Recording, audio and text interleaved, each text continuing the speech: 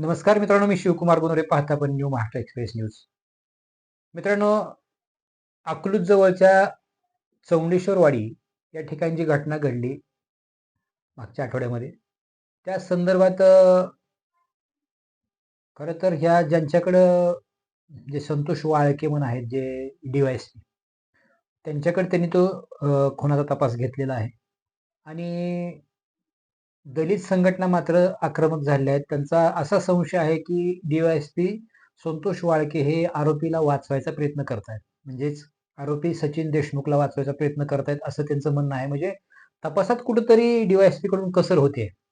एवढंच नाही तर DYSP त्यांना म्हणले, जर माझ्यावर विश्वास नसेल तुम्ही दुसऱ्याकडे तपास देऊ शकता.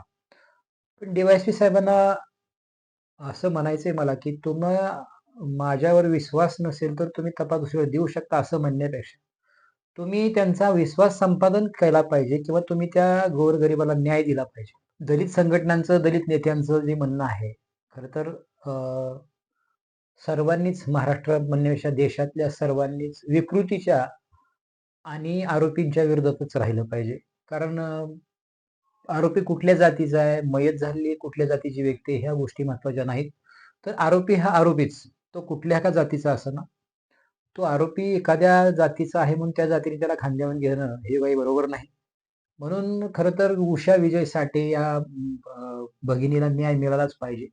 ती कुठल्या जाती धर्माची हे नाही पाहिलं पाहिजे आणि आरोपी कुठल्या जाती धर्माचा आहे ते पण न पाहता त्याला सजा झालीच पाहिजे.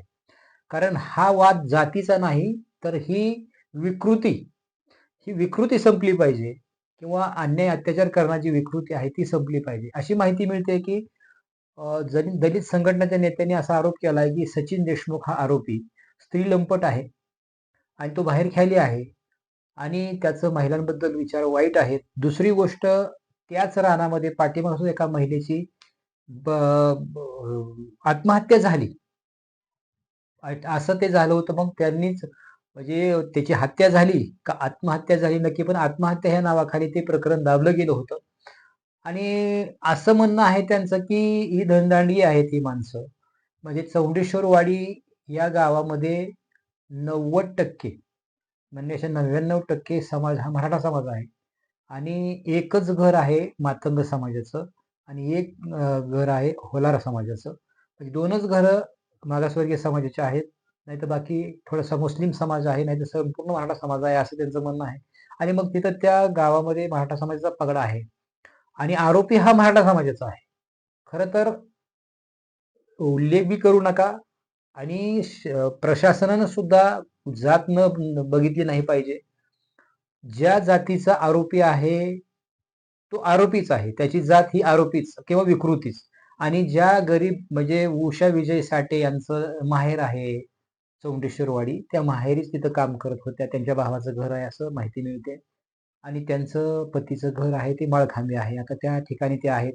माळखांबे या ठिकाणी पतीच्या घरी लोक जे काही जाऊन भेटतायत, सर्वच जाती धर्माची लोक त्यांच्या पाठीशी असतील आणि असलीच पाहिजेत. त्यांना त्या न्याय मिळाला पाहिजे. जे उषा विजय साठे यांना गोळी घालून जी त्यांची हत्या करण्यात आली. आता थोडंसं वेगळ्या मार्गाने थोडंसं बोलावं लागतंय की सचिन देशमुख हा तिथला श्रीमंत माणूस आहे. जगन्नाथ देशमुख यांच्यात विजय साठे हे काम करत आहे. पत्नीबरोबर काम करत होते गेल्या 10 वर्षापासून. आणि गेल्या 10 वर्षापासून ते काम करत असताना जे विजय साठे हे स्टेटमेंट देतात मीडियाला की मी 10 वर्षापासून इथं काम करतोय आणि 10 वर्ष त्यांच्या पत्र्याच्या खोलीत राहून काम करतो, त्यांच्या रानात काम करत होतो. आणि घटना घडली त्यावेळेस सचिन भैया माझ्या घरी आले. तिथं आली, सांगितलं डाळिंब औषध मारायचे, ते पण माझ्या बरोबर आले. ते माझ्या बरोबर आल्यानंतर तिथं मी 2 औषध काढून 2 लाईन मारल्या. त्याच्यानंतर ते माझ्यापासून गेले आणि थोड्या वेळानं मला माझी पत्नी उषा साठे येताना दिसली. पण तिला मी काही बोललो नाही, ती मला काही बोलली नाही, कारण आम्ही लांब अंतरावर होतो. आणि ती तिथून माझ्या जवळून अंतरावरून काही अंतरावरून परत पलीकडे गेली आणि गेल्यानंतर मी 3 लाईन डाळिंबाच्या मारल्या आणि त्याच्यानंतर मला तिच्या किंचाळण्याचा आवाज आला आणि गोळीबार झाला असं दिसलं आणि मी पळत गेलो आणि तिथं गेल्यानंतर तिथं माझी पत्नी रक्ताच्या थारोळ्यात पडली होती. डोक्यातून रक्तस्राव होत होता आणि हातातून रक्तस्राव होत होता. म्हणजे आणि तिथं पडलेली साडी मी तिच्या डोक्याला बांधायचा प्रयत्न केला आणि तिथं सचिन देशमुख हा पिस्तूल घेऊन उभा होता. मी विचारलं, "सचिन भाई असं का केलं?" ते गपचूप पिस्तूल घेऊन निघून गेले. आणि मग ज्यावेळेस तिथं माझी पत्नी गेलेली मी पाहिली असं ते म्हणतायत आणि त्याच्यानंतर मी 3 लाईन डाळिंबाच्या मारल्या. म्हणजे 3 लाईन मारेपर्यंत त्यांची तिथं काहीतरी बाचाबाची झाली किंवा वाद झाला असावा आणि नंतर मग आवाज आला गोळीबार. म्हणजे यांनी गोळी का झाडली? खरं तर पोलिसांना काही तपास लागला नाही का? डी-वाय-एस-पी संतोष वाळके यांच्याकडे तपासाची केस आहे. परंतु त्यांनी कारण कशासाठी गोळी मारली किंवा अ, आरोपींनी आरोपीकडून कबूल करून घेतलंय का? की बाबा का गोळी मारली? कशासाठी झालं हे? किंवा तुमचा काय वाद होता? एखाद्या महिलेचा जीव घेईपर्यंत तुम्हाला एवढा राग येतो कशासाठी? ह्या साऱ्या गोष्टींचा तपास संतोष वाळके जाहीर करत नाहीत आणि दलित संघटनांचा मात्र संतोष वाळकेंवर विश्वास नाही, की ते कुठेतरी तपासामध्ये कसूर करतात असं त्याचं म्हणणं आहे. आणि शिवाय ते स्पष्ट सांगतात, की माझ्यावर नसेल विश्वास तर तुम्ही दुसरीकडे तपास देऊ शकता. माझं म्हणणं आहे वाळके साहेबांना, तुम्ही तपास दुसरीकडे देण्यापेक्षा तुम्हीच प्रॉपर तपास करावा. आरोपीला सजा झालीच पाहिजे आणि गरीब कुटुंबाला न्याय मिळाला पाहिजे. जेणेकरून या देशातल्या गरीब लोकांना आमच्या बाजूला कोणी नाही किंवा धनदांडग्याच्याच बाजूला न्याय लागतोय किंवा पोलीस प्रशासन धनदांडग्याच्याच बाजूने काम करतंय किंवा श्रीमंत लोकांच्याच बाजूने काम करतंय किंवा उच्चवर्णीयांच्याच लोकांच्या बाजूने काम करतंय असं त्यांना वाटलं नाही पाहिजे.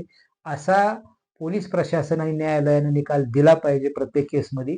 तर यांना कुठेतरी लोकशाही आहे आमची आणि ह्या लोकशाहीमध्ये आम्हाला सुद्धा कुठेतरी न्याय मिळतोय असं वाटलं पाहिजे. पाहत राहा न्यू महाराष्ट्र एक्सप्रेस न्यूज.